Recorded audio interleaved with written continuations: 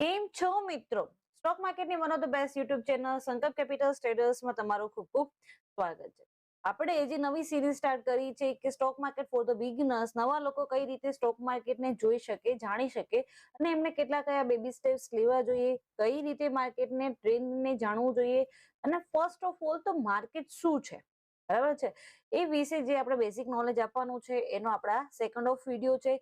તમે વધારે ને વધારે વિડીયોને શેર કરો, સબસ્ક્રાઇબ કરો અને કમેન્ટ્સ કરો કે જેથી કરીને મને આઈડિયા આવે કે હા તમને મારું બોલવું અથવા તો હું જે પણ આ સિરીઝ ચાલુ કરી રહી છું, જે હું તમને કહી રહી છું એ તમને સમજાય છે, જેથી કરીને મને પણ એક મોટિવેશન મળે અને હું પણ જલ્દીથી જલ્દી વિડીયોઝ બનાવી અને અપલોડ કરતી રહું, જેથી કરીને તમારું નોલેજ પણ વધતું રહે. તમે જોઈ શકો છો કે અત્યારે મેં મારું ટર્મિનલ સ્ટાર્ટ રાખેલું છે, જેની અંદર upstox ની અંદર ઓલરેડી હું લોગિન કરીને બેઠી છું અને જેની અંદર તમે જોઈ શકો કે આપણે નિફ્ટી 50 ચાર્ટ ઓપન. બહુ જ ઇઝી સ્ટેપ્સ છે. સ્ટોક માર્કેટનું ફર્સ્ટ બેબી સ્ટેપ જ એ છે કે તમારે એક તમારું ટ્રેડિંગ અકાઉન્ટને ઓપન કરાવવું પડે. વેધર કોઈ પણ તમે અકાઉન્ટ ઓપન કરાવી શકો છો, upstox ની અંદર, એન્જલ ની અંદર, જરોદાની અંદર, કોટક ની અંદર, ગમે તેની અંદર પણ કરાવવું પડે. તમારી પાસે કોઈ ડિબેટ અકાઉન્ટ નથી તો તમે ડિસ્ક્રિપ્શન બોક્સની અંદર કોઈ પણ ડિબેટ અકાઉન્ટ ખોલાવવા માટેની લિંક છે. બહુ જ ઇઝી સ્ટેપ છે જેની અંદર તમે જઈને શાંતિથી તમારું અકાઉન્ટ 4 થી 5 સ્ટેપ્સની અંદર ખતમ કરી.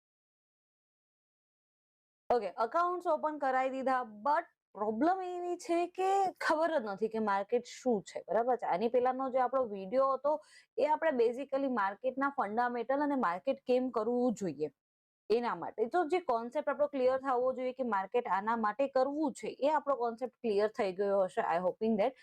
હવે વસ્તુ એ આવે છે કે માર્કેટનું જે બેબી સ્ટેપ આપણે લઈએ છીએ, સ્ટાર્ટ ક્યાં છે, કઈ રીતે છે, શું ડિફરન્શિએશન છે, એ બધા વિશે આપણે જાણીએ. તો ઓકે,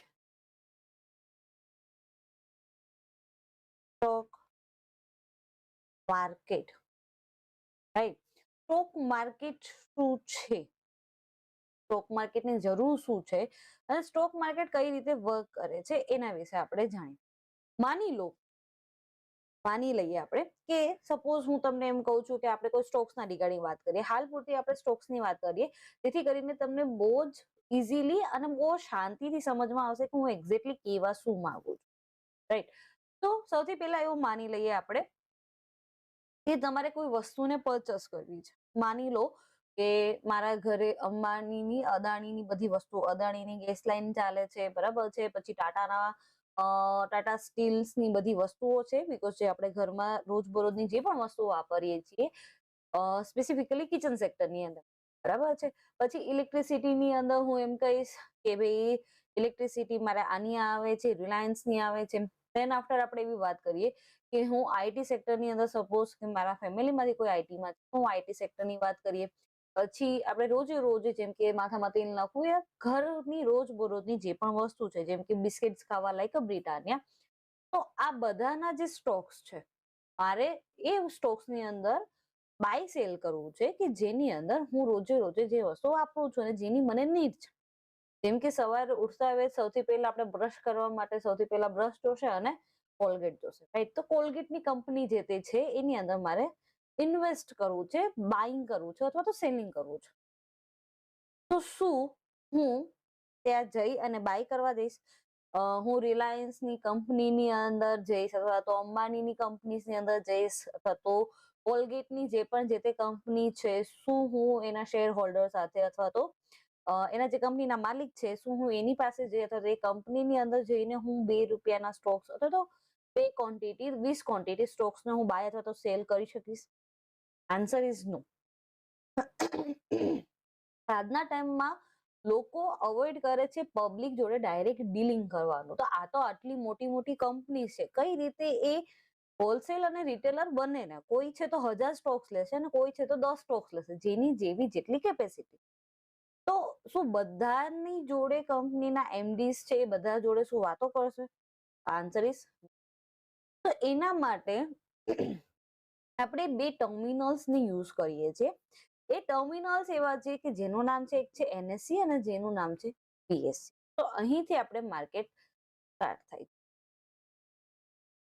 એક હોય એનએસસી અને એક હોય બીએસસી. એનએસસી નું નામ છે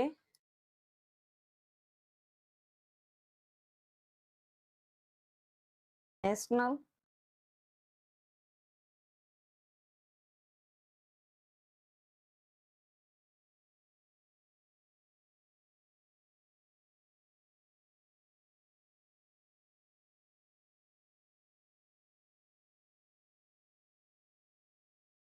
સ્ટોક એક્સચેન્જ અને બીએસસી નું નામ છે Bombay stock exchange. National stock exchange અને બોમ્બે સ્ટોક એક્સચેન્જ, બરાબર છે. National stock exchange A all over the world માટે એ વસ્તુ છે કે જે નેશનાલિટી સાથે જોડાયેલું છે.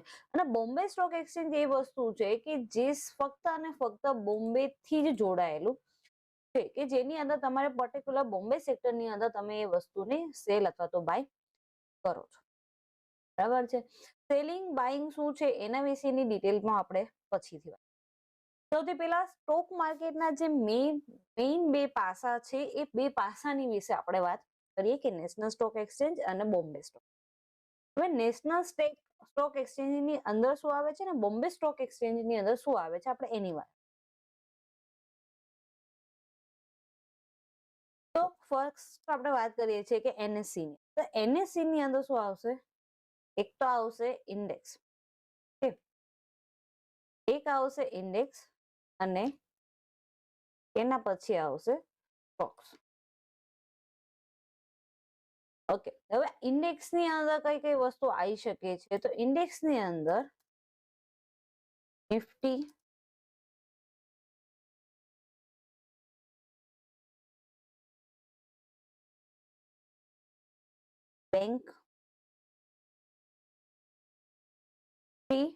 બેંક નિફ્ટી, ફિન અને Nifty mid cap.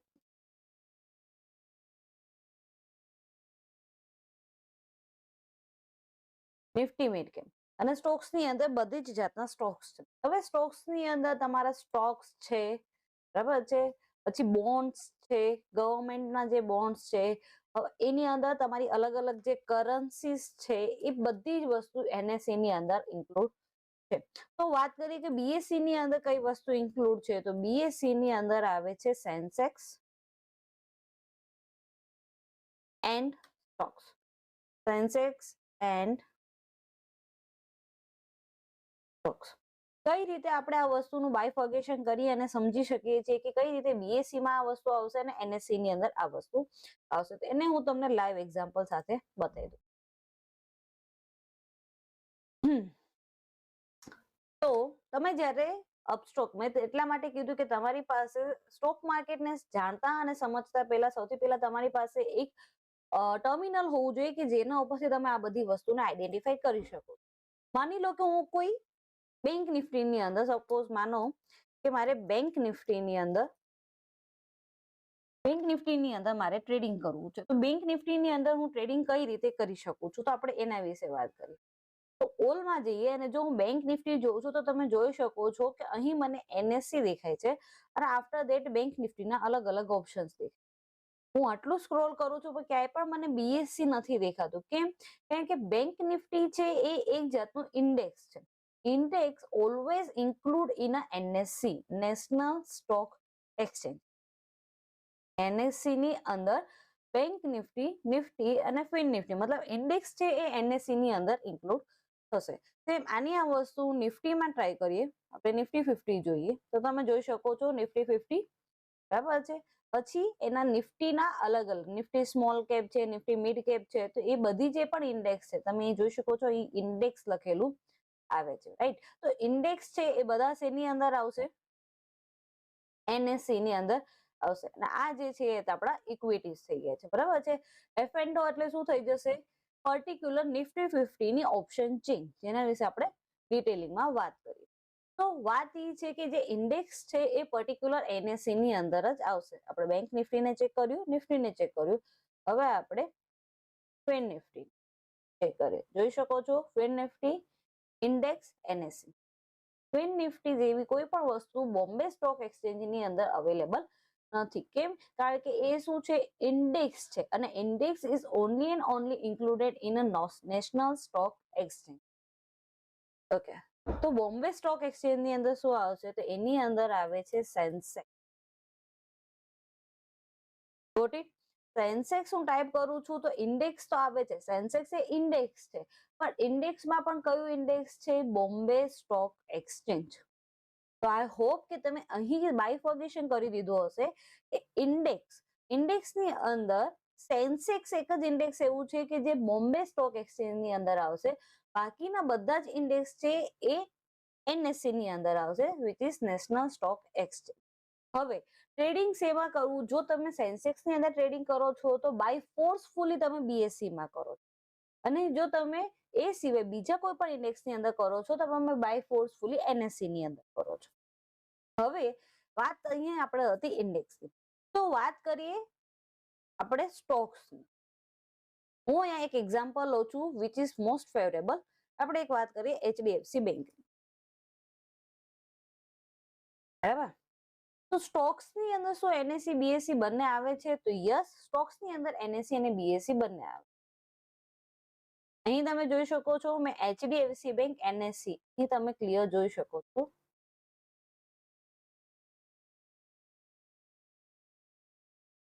This point HDFC bank NSC, અને સેમ આપણે એક ડુપ્લિકેટ સ્લાઇડ પર HDFC બેંકમાં બીએસસી ને પણ ઓપન કરીને રાખેલું. બરાબર છે? આપણે જોવાનું શું છે? જોવાનું એ છે કે કયું વસ્તુ કરવું એ વધારે કન્વીનિયન્ટ. 1 ડે નો ચાર્ટ કરું છું જેથી કરીને તમારા માટે કન્વીનિયન્ટ. બરાબર? સેમ એનએસસી ની અંદર પણ કરી દઈએ કે ફરક શું છે એનએસસી અને બીએસસી, બરાબર? તો હું આજના દિવસ પર્ટિક્યુલર આજના દિવસ માટે હું તમને બતાવી દઉં કે 21 જુલાઈના દિવસે એનએસસી અને બીએસસી માં કેટલો ફરક હતો. 21 જુલાઈના દિવસે હું ફરીથી એક વખત બતાવીશ કે તમે ક્યાં જોઈ શકો છો. અહીં જે ઓપન અને હાઈ લો ચાલે છે,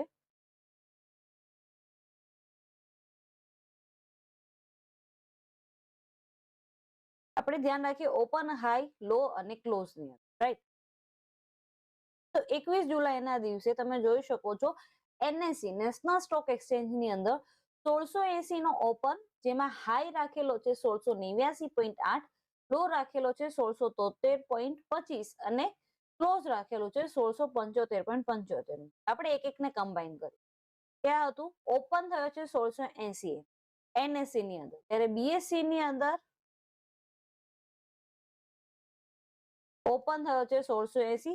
ઓકે, બંને સેમ છે. હાઈ રાખેલો છે બીએસસી ની અંદર 1690 એ, ત્યારે એનએસસી ની અંદર હાઈ એનો આવેલો છે 1689.8. હવે આપણે અહીંયા કહીએ કે ભાઈ મેમ 0.8 એટલે 0.2 નો ડિફરન્સ છે, પણ સ્ટોક્સ ની અંદર પ્રોબ્લેમ જ એ છે કે તમે 0.2 ના ડિફરન્સ ને પણ બહુ બાયફોર્ગેશન કરીને આપણે જોઈ શકીએ છીએ. ઓકે, તો અહીં હાઈ છે 1689.8, તો આટલો ફરક પડે છે એનએસસી અને બીએસસી. 0.2 નો ડિફરન્સ. લો છે 1673.25, 1673.25, ત્યારે અહીં લો છે 1672.45, મતલબ એનએસસી ના કરતા વધારે નીચે ગયો છે. ત્યારે ક્લોઝ છે 1675.70, અને આની અંદર ક્લોઝ છે 1675.75. ઓકે, અહીં કહેવાનો મારો મતલબ શું છે? મેં બંનેનું તમને બાયફોર્ગેશન કરીને બતાવ્યું કે ઓપન, હાઈ, ક્લોઝ અને લો ની અંદર કેટલા કેટલા ડિફરન્શિએશન છે. અહીંથી આપણને એટલી ખબર પડે કે સ્ટોક્સ એનએસસી ની અંદર હોય કે બીએસસી ની અંદર હોય, કોઈ જાજો ફરક નથી પડતો. તો હવે અહીંયા વસ્તુ પ્રેફરન્સ ની આવે છે કે શું આપણે એનએસસી ની અંદર ઇન્વોલ્વ થવું જોઈએ યા બીએસસી ની અંદર ઇન્વોલ્વ થવું જોઈએ. તો પોઈન્ટ ઈ છે કે આપણે એવી એક્સપેક્ટેશન માંગીએ કે જે લોકો જ્યાં વધારે રસ જાય છે ત્યાં આપણે જઈએ. જેમ કે આપણે ફૂડના એક્ઝામ્પલથી હું તમને કહી શકું કે બે હોટલ છે, બંને હોટલ નવી છે, તો બંને હોટલ નવી છે તો આપણે કઈ જગ્યાએ વધારે જઈશું?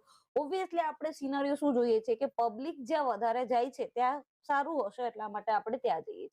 લાઈક ધેટ વે સ્ટોક્સ ની અંદર પણ એવું છે કે એનએસસી ની અંદર વોલ્યુમ વધારે હોય છે, એનએસસી ની અંદર પબ્લિક નું ઇન્વોલ્વમેન્ટ વધારે હોય છે, એનએસસી ની અંદર તમને એપ્લિકેશન માટે પણ સારું પડે છે, એનએસસી ની અંદર વેઇટેજીસ સારા હોય છે, એટલા માટે લોકો પ્રિફર કરે છે એનએસસી ને. અને એટલા માટે આપણે પણ એડવાઇસ એ જ કરીએ છીએ અને પ્રિફર એ જ કરીએ છીએ કે આપણે એનએસસી ની અંદર લઈએ. નેશનલ સ્ટોક એક્સચેન્જ જે નેશનાલિટી સાથે ઇન્ક્લુડ છે, જ્યારે બોમ્બે સ્ટોક એક્સચેન્જ એ બોમ્બે સાથે ઇન્ક્લુડ છે.